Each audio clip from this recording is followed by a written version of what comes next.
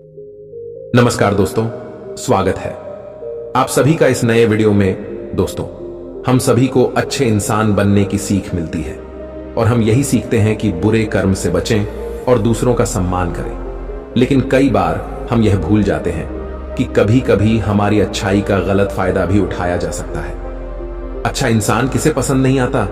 बचपन से ही हमें सिखाया जाता है कि अच्छा इंसान बनो, अच्छे कर्म करो, किसी का गलत फायदा ना उठाओ।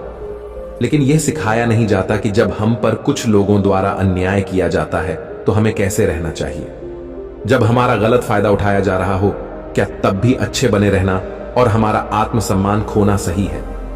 जब एक अच्छे इंसान का हक जबरदस्ती छीना जा रहा हो, क्या तब भी अच्छे बने रहना ठीक है? दोस्तों, अच्छा होना आजकल एक आदर्श माना जाता है। जैसे कि आपने अपने आसपास के लोगों को यह कहते सुना होगा कि देखो, वह इंसान कितना ज्यादा अच्छा है। लेकिन हम इस बीच यह भूल जाते हैं कि अच्छे होने की भी एक सीमा होना जरूरी है। हमें यह याद रखना चाहिए कि हद से ज्यादा अच्छा होना भी अच्छा नहीं होता। और अगर हम यह भूल जाएंगे तो यह दुनिया हमें यह बार बार याद दिलाएगी और साबित करेगी कि हद से ज्यादा अच्छा होना भी अच्छा नहीं होता। अक्सर आपने यह देखा होगा कि जो जितना अच्छा होता है उसे उतना ही दुख मिलता है। पर ऐसा क्यों? व्यक्ति हमेशा दूसरों की भावनाओं और जरूरतों को अपने आप से अधिक महत्वपूर्ण मानता है और इसी कारण वह खुद को एक कठिन स्थिति में पाता है। अक्सर उसे ऐसा महसूस होता है कि आखिर क्यों उसके किए हुए अच्छे कामों को लोग नजरअंदाज करते हैं और उल्टा उसी का गलत फायदा उठाया जाता है। कभी ज्यादा काम करवाने से लेकर तो कभी उसे बिना कोई महत्व देकर नजरअंदाज करने तक। किसी के लिए हम अच्छा करते हैं तो वहीं से हमें दुख प्राप्त क्यों होता है? आमतौर पर जब कोई आदमी कभी क्रोध कर दे या दुखी होकर किसी को भला बुरा कह दे तो हम उसे बुरा समझने लगते हैं। ऐसा आपके साथ भी हुआ होगा कि आपने कभी ना कभी तंग होकर किसी को कुछ भला बुरा कह दिया होगा और सिर्फ उसी कारण आप लोगों के नजरों में बुरे माने जाने लगे। और जैसे कि कर्म और फल का नियम कहता है, बुरे कर्मों का परिणाम बुरा मिलेगा। आज तक आप यही समझते आए हैं कि सिर्फ बुरे कर्मों का फल बुरा होगा। लेकिन आज की इस कहानी के बाद आप यह समझ जाओगे कि अच्छा इंसान के साथ भी बुरा हो सकता है। जब वह हद से ज्यादा अच्छा बन जाए, उस इंसान को दुख ही मिलेगा, उसका परिणाम भी बुरा ही हो सकता है। तो चलिए, आज की इस बोध कहानी के द्वारा हम यह समझेंगे कि ऐसी स्थिति में हमें क्या करना चाहिए और यह भी जान लेंगे कि ज्यादा अच्छा होना अच्छा है या बुरा। तो चलिए शुरू करते हैं। बहुत समय पहले की बात है। एक नगर में एक धनी सेठ रहता था जो बहुत दयालु था। इतना बड़ा व्यापार और बहुत सारा धन होने के बावजूद वह एक भोला और दान करने वाला इंसान था। वह हर किसी की मदद करता था। उसके मन में लोगों के प्रति प्यार और दया की भावना ये थी, वह किसी का भी दुख नहीं देख पाता था। उसके इतने दयालु और भोलेपन की वजह से उसके आसपास के लोग उसकी इसी बात को उसकी कमजोरी समझकर उसका फायदा उठाते थे। कुछ लोग उस सेठ के सामने झूठ मूठ का रोना रोकर उससे पैसे उधार ले जाते थे। सेठ अमीर तो था ही और ऊपर से दयालु भी। जब वह सेठ उन लोगों की दुखी हालत देखता और उनकी परेशानियां सुनता तो उसका मन भर आता। और जब वह लोग उससे कहते हैं कि मुझे थोड़ा धन उधार चाहिए या तुम मेरी मदद करोगे, मैं तुम्हारा यह एहसान कभी नहीं भूलूंगा, तो वह मना नहीं कर पाता। वह सोचकर धन दे देता कि अभी इसका बुरा वक्त चल रहा है, इसको मेरी मदद की जरूरत है, बाद में यह पैसे लौटा देगा। धीरे धीरे वक्त गुजरता गया। लोग उस सेठ के आगे बिना बात का रोना रोते और उसका धन ले जाते और कभी वापस नहीं करते। सेठ भी कभी धन वापस नहीं मांगता था। उसको लगता था कि जब इसका बुरा वक्त गुजर जाएगा तो धन वापस कर देगा। लेकिन कहते हैं ना कि हर सुबह के बाद रात होती है, हर सुख के बाद दुख आता है और दुख के बाद सुख आता है। ठीक उसी तरह उस सेठ के साथ भी हुआ। कुछ सालों बाद उसे पास धन कम होने की वजह से उसके व्यापार में माल भरने के पैसे कम होने लगे और इसके वजह से उसके दुकान पर अब ग्राहक भी कम होने लगे, क्योंकि जो सामान उन ग्राहकों को चाहिए था वह सामान उस व्यापारी के पास खत्म होने लगा था और उस सामान को लाने के लिए अब उसके पास इतना धन भी नहीं था। धीरे धीरे सेठ का धन समाप्त हो गया। एक समय था जब वह सेठ अपने नगर के अमीर लोगों में आता था, पर आज उसके पास पैसे नहीं थे। ऊपर से ढेर सारा कर्ज उसे बाजार से लेना पड़ा। उसे समझ नहीं आ रहा था कि वह क्या करे। उसने महात्मा बुद्ध के बड़े चर्चे सुन रखे थे। उसे यह पता था कि उसके बहुत मित्रों ने उनके पास जाकर अपने जीवन के लिए सही मार्गदर्शन लिए है और वह जो ज्ञान देते हैं वह काफी जिंदगियां सुधार चुका है। उसने निश्चय किया कि अब तथागत गौतम बुद्ध ही उनकी समस्या का हल बताएंगे। यही सोचकर वह अगले दिन गौतम बुद्ध से मिलने निकल पड़ता है। वहां जाकर बुद्ध को प्रणाम करते हैं। फिर सेठ गौतम बुद्ध से कहता है, मुझे मेरी समस्या का निवारण चाहिए। बुद्ध कहते हैं, पूछो, क्या पूछना है। फिर वह उन्हें सारी बातें बताता है कि कैसे वह लोगों की मदद करके अमीर से गरीब हो गया, कैसे उसने बस लोगों की बुरी हालत देखकर अपने व्यापार के पैसे उन्हें मदद करने के लिए दे दिए और आज वह खुद जरूरतमंद हो गया है। गौतम बुद्ध उसकी सारी बातें ध्यान से सुनते हैं और कहते हैं कि तुम बहुत ही ज्यादा सीधे और दयालु हो। जरूरत से ज्यादा सीधा होना भी हमारे लिए मुसीबत पैदा कर सकता है। आगे बुद्ध कहते हैं, तुम लोगों की मदद इसलिए करते थे ताकि वो मुसीबत से बाहर निकल सके, लेकिन लोगों ने इसका फायदा उठाया और तुम्हें ठगने का काम करते रहे बाए। उस सेठ ने कहा, आप बिल्कुल सही कह रहे हैं बुद्ध। मेरे दुखों का कारण मेरा ज्यादा सीधा होना, सरल होना और दयावान होना ही लग रहा है, लेकिन मैं अब क्या करूं? मुझे रास्ता बताइए। क्या मैं बुरा बन जाऊं, दया निकालकर फेंक दूं, निर्दयी हो जाऊं? क्या अच्छाई करने की कोई कीमत नहीं? इस दुनिया में क्या मदद करने से या किसी का भला करने से बस यही परिणाम मिलता है? बुद्ध कहते हैं, नहीं, तुम्हें यह सब नहीं करना है। कई बार तुमने देखा होगा कि जो व्यक्ति ज्यादा अच्छा होता है उसे उतना ही ज्यादा दुख मिलता है। इसका सीधा कारण है कि वह अपने अधिकारों को सामने वाले की इच्छाओं से कम दर्जा देता है और फिर उसे जब भी आपसी अनबन होती है तो उसे अधिक तकलीफ होती है। लेकिन उसी के विपरीत हमें हमेशा यह भी नहीं सोचना चाहिए कि हमारा अच्छा ई और भला करना बेकार है या यह बस हमारी कमजोरी है। हमें अच्छा इसे हाथ कभी नहीं छोड़ना चाहिए। हमें बस यह सीखना है कि कभी कभी हमें भी अपनी बात रखने का अधिकार है और हमें अपने अधिकारों की रक्षा करनी चाहिए। इसलिए हमें अच्छे इंसान बने रहने के साथ साथ अपने अधिकारों की रक्षा करना भी सीखना होगा। अगर हमें गलत तरीके से नुकसान हो रहा है, कोई हमारा गलत फायदा उठा रहा है, तो हमें उसका सामना करने के लिए सही तरीके से खड़े होना जरूरी है। यही एक सच्चे और अच्छे इंसान की पहचान और शख्सियत होती है। वह आदमी कहता है, बुद्ध मुझे थोड़ा थोड़ा समझ आ रहा है, लेकिन अभी भी मैं पूरी तरह नहीं समझा। इस पर बुद्ध कहते हैं, चलो मैं तुम्हें एक कहानी सुनाता हूं, उसके बाद तुम्हें समझ आ जाएगा कि तुम्हें क्या करना है और क्या नहीं करना है। बहुत समय पहले की बात है। एक जंगल में एक भेड़ रहती थी। उस भेड़ ने एक को जन्म दिया। वह मेमना बहुत ही सुंदर था। उसके शरीर पर बहुत ही चमकदार घने बाल थे। वह बहुत ही सुंदर लगता था। भेड़ भी अपने से बहुत प्रेम करती थी और उसका बहुत अच्छे से देखभाल भी करती थी। भेड़ अपने बेटे को अच्छी अच्छी बातें सिखाती, उसे अच्छे संस्कार देती। उस भेड़ की इच्छा थी कि उसका बेटा बड़ा होकर खूब नाम रोशन करे। लेकिन भेड़ के ज्यादा लाड़ प्यार के कारण मेमना बिगड़ता जा रहा था। उसकी मां उसे अच्छी शिक्षा देती थी, उसे अच्छे से रखती थी, दिन रात उसका पूरा ख्याल रखती थी। लेकिन मेमना दिन प्रतिदिन शैतान और जिद्दी होता चला गया। वह अपनी मां की किसी भी बात को ध्यान से नहीं सुनता और ना ही किसी बात पर ध्यान देता। उसे हर पल ऐसा ही लगता कि मेरी मां मेरा इतना ख्याल रखती हैं और इसी कारण वह खुद की जिम्मेदारी नहीं लेता था, ये सोचकर कि उसकी मां उसे किसी भी संकट से निकाल लेगी। वह धीरे धीरे गैर जिम्मेदार होता जा रहा था और अब उस भेड़ का लाड़ और प्यार उसी के मेमने के अच्छे और जिम्मेदार बनने में रुकावट बन गई थी। फिर एक दिन वह मेमना घूमता घूमता पास के जंगल में जा पहुंचा। वह मेमना पहली बार जंगल में गया था। उससे पहले बार जंगल में जाने का मौका मिला था। वह जंगल की सुंदरता को देखकर चकित रह गया। उसने कभी इतनी सुंदर चीज नहीं देखी थी। इतनी सुंदर पौधे, रंग बिरंगे फूलों को देखकर बहुत ही प्रशंसा हुई। उसे ये सब देखकर बहुत अच्छा लगा। फिर उसने झांकियों के कुछ पत्तियां खाई। जैसे ही उसने पेट भरने के लिए पेड़ों की पत्तियां खाई, उसको वह पत्तियां बहुत ही स्वादिष्ट लगी। अब तो वह मेमना रोज जंगल में जाने लगा और वहां जाकर पेड़ पौधों को नुकसान पहुंचा रहा था। उसने उनकी पत्तियां तोड़ी, उनके फूलों को नोचा, फूलों को खाया और कुछ को तोड़कर जमीन पर डाल दिया।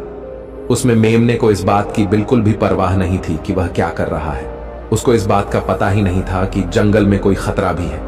वो तो मस्त मौला होकर जंगल में उछल कूद कर रहा था और पौधों को खूब से नुकसान पहुंचा रहा था। लेकिन जब उस मेमने की माँ को यानी उस भेड़ को इस बारे में पता चला कि मेमना हर रोज जंगल जाता है तो वह घबरा गई और मेमने को अपने पास बुलाकर समझाने लगी कि तुम जंगल में मत जाओ, वहां पर बहुत सारे को जानवर है, तुम्हारे ऊपर हमला कर देंगे, तुम्हें खा जाएंगे। लेकिन माँ की बात का उस पर कोई असर नहीं हुआ, बल्कि वह मेमना अपने माता से कहने लगा कि माँ, जो भी मेरे सामने आएगा वह मुझसे जमकर मार खाएगा, फिर वह बहुत पछताएगा। इसके बाद मेमना फिर से जंगल की तरफ भाग गया। उसे अपनी माता की कही बातें झूठी लगने लगी। हर रोज की तरह उस दिन भी वह उछल कूद करने लगा और पेड़ पौधों की पत्तियां तोड़ने लगा।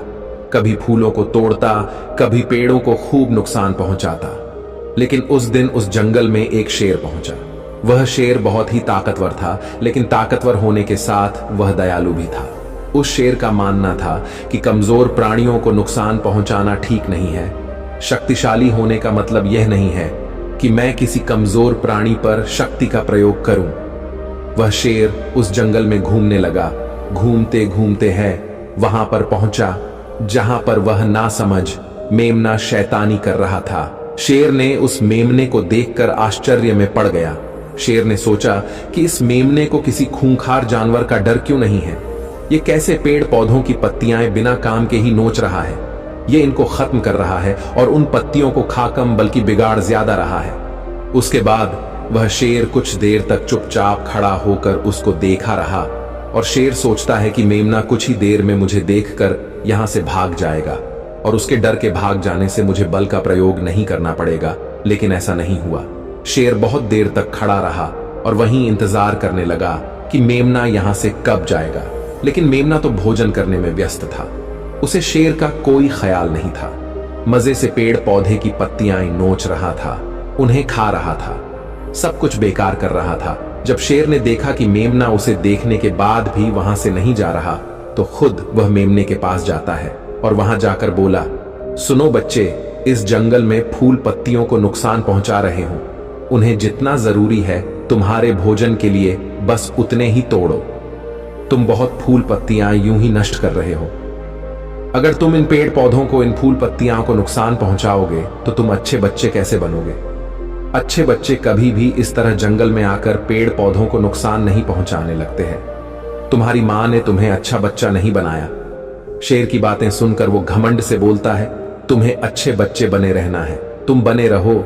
मैं तो जैसा हूं वैसा ही ठीक हूं, मैं वैसे ही रहूंगा जैसे मुझे रहना है। शेर हैरान हो जाता है, लेकिन फिर शेर उसे मेमने को बच्चा समझकर माफ कर देता है, क्योंकि शेर नहीं चाहता था उसे बच्चे पर हमला करना पड़े। तुम खतरनाक तो कहीं से नजर नहीं आते, चले जाओ यहां से, बड़े आए खतरनाक। तुम मेरा दिमाग ज्यादा खराब मत करो, चले जाओ यहां से, अपना रास्ता नाप लो और मुझे इन फूल पत्तियों को खाने दो। ये कहकर वह घमंडी मेमना पत्तियां खाता हुआ आगे चला गया और शेर उसे बस हैरानी से देखता रह गया। तभी वहां पास में ही झांकियों के पीछे एक लोमड़ी छुपी हुई थी। वह लोमड़ी शेर और मेमने की सारी बातें सुन रही थी। उस लोमड़ी को शेर राजा की इस तरह बेइज्जती बर्दाश्त नहीं हुई, तो वहां से झाड़ियों से निकलकर शेर के पास आ पहुंची और शेर के पास आकर बोली, क्षमा कीजिएगा महाराज, आप तो इस जंगल के महाराज हैं, इतने बलशाली हैं, आप चाहें तो इसमें को 2 मिनट में मजा चखा सकते हैं और उसे आपका अपमान करने से रोक सकते थे, फिर आपने कुछ भी क्यों नहीं किया। इस पर शेर ने कहा, मैंने उस बच्चे का भला सोचा, मुझे ऐसे ही किसी बच्चे को अपनी ताकत का शिकार नहीं बनाना था। ये सब सुनकर लोमड़ी बोली, महाराज, लेकिन आपके इतने सीधेपन और दयावान होने के कारण ही उस मेमने की हिम्मत बढ़ ही गई है। वह आपके सीधेपन का गलत फायदा उठा रहा है और जंगल में इधर उधर घूम रहा है और पेड़ पौधों को नुकसान पहुंचा रहा है। मुझे पता है कि कमजोर प्राणी पर हमला नहीं करना चाहिए, यह बहुत बुरी बात है और यह भी दया करना एक अच्छा गुण है, लेकिन शासन में कभी कभी भय दिखाना भी जरूरी है। आपकी यह बात सही है कि प्रजा के साथ दयालुता का व्यवहार करना चाहिए, लेकिन इसके साथ साथ यह भी जरूरी है कि उनके मन में राजा के प्रति डर भी हो, ताकि वह इस तरह के अपराध ना करे, कोई मर्यादा ना तोड़े। लोमड़ी की बात सुनकर जंगल का राजा शेर लोमड़ी से कहता है, क्या ऐसा हो सकता है कि मेमने को भय दिखाकर हम उसे काबू में कर सके, जिससे कि उसमें सुधार आए और उस मेमने को किसी तरह का नुकसान भी न पहुंचे, जिससे कि वह जंगल के पेड़ पौधों को कोई नुकसान न पहुंचाए। फिर शेर कहता है, लोमड़ी क्या तुम ऐसा कर सकती हो? शेर के बात सुनकर लोमड़ी कहती है, जी हां महाराज, बिल्कुल मैं ऐसा कर सकती हूं कि वह डर भी जाए, सुधर भी जाए और उसे कोई नुकसान भी ना हो। उसे इतना डरा दूंगी कि वह जंगल में कभी दोबारा घुसने की हिम्मत नहीं करेगा। मैं उसे इस तरह डराऊंगी कि उसके मन में भय बैठ जाएगा। फिर वह जंगल के पेड़ पौधों को भी नुकसान नहीं पहुंचाएगा और साथ ही साथ मैं उसको कोई भी नुकसान नहीं पहुंचने दूंगी। फिर लोमड़ी कहती है कि उसकी मां तो उसे कभी सुधार नहीं पाई, लेकिन मैं उसे जरूर सुधार दूंगी। लोमड़ी की बातें सुनकर शेर ने बोला, अच्छा ठीक है, तुम कोशिश करके देखो। अगर तुम्हें इसमें सफलता मिल जाती है तो मैं तुम्हें जंगल के सभी जानवरों के सामने इनाम दूंगा। शेर की बातें सुनकर लोमड़ी बहुत खुश हुई। वह तुरंत मेमने के पास गई और उस पर गरज पड़ी। इससे पहले कि वह मेमना वहां से भाग पाता, उससे पहले ही लोमड़ी ने मेमने को जमीन पर पटक दिया और उसे अपने मजबूत पंजों से दबोच लिया। मेमने को दबोचने के बाद लोमड़ी मेमने से बोली कि बोल, तुझे मार दिया जाए या छोड़ दिया जाए? तुमने इस जंगल के पेड़ पौधे, यहाँ के फूल और कमजोर प्राणियों के साथ भी तो यही किया है। मेरे ख्याल में मार ही देना चाहिए। लोमड़ी की बातें सुनकर मेमना डर के मारे थर थर कांपने लगा। फिर वह लोमड़ी से बोलने लगा, मुझे माफ कर दो, मुझे छोड़ दो, मुझे यहां से जाने दो। मैं कभी भी जंगल की तरफ नहीं आऊंगा, ना ही कभी पेड़ पौधों को कोई नुकसान पहुंचा दूंगा, और अब मैं कभी कोई गलती नहीं करूंगा। तब लोमड़ी ने मेमने की पकड़ ढीली की। जैसे ही मेमने की पकड़ ढीली हुई, वह जोर जोर से भागने लगा। वह गिरता उठाता भागता हुआ अपनी मां के पास जा पहुंचा। उधर लोमड़ी शेर के पास गई और सर झुकाकर बोली, देखा महाराज, ताकत के साथ दिमाग का प्रयोग करना भी बहुत जरूरी होता है। तभी लोग हमारा सम्मान करते हैं, तभी हमारी अच्छाई का गलत फायदा नहीं उठाया जाएगा। लोमड़ी की बात सुनकर शेर लोमड़ी की योग्यता से प्रभावित हुआ। उसने लोमड़ी को सारे जानवरों के सामने इनाम दिया। उधर वह मेमना घबराए हुए अपनी मां के पास पहुंचा और अपनी मां से आकर लिपट गया और मां से क्षमा मांगने लगा। मां, मुझे क्षमा कर दो, मैंने आपकी बात कभी नहीं मानी। आप मुझे हमेशा सही कहती थी कि जंगल में बहुत खतरनाक जानवर रहते हैं। आज के बाद मैं कभी भी उसे जंगल में नहीं जाऊंगा। फिर बुद्ध उस व्यापारी को कहते हैं, देखा बेटा, इतने अच्छे मत बनो कि लोग तुम्हें खा जाएं, और ना ही इतने कड़वे बनो कि लोग तुम्हें खाए ही नहीं। जरूरत से ज्यादा अच्छा बनना इंसान को दुहक देगा। लोग उसका सम्मान नहीं करेंगे बल्कि उसे पागल समझेंगे।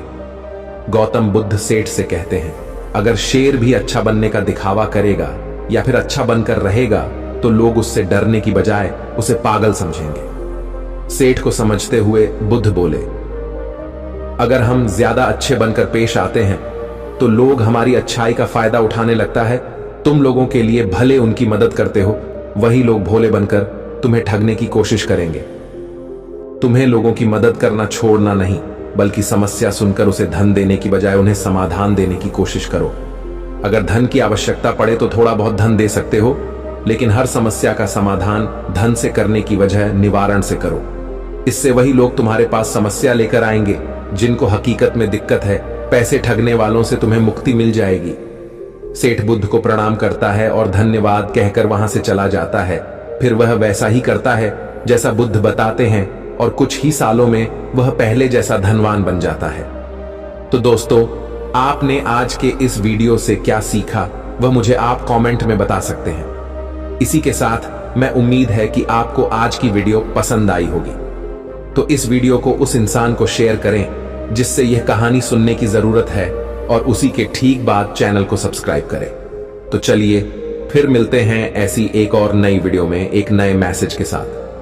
तब तक के लिए अपना ख्याल रखें। धन्यवाद और नमोह बुद्धाय।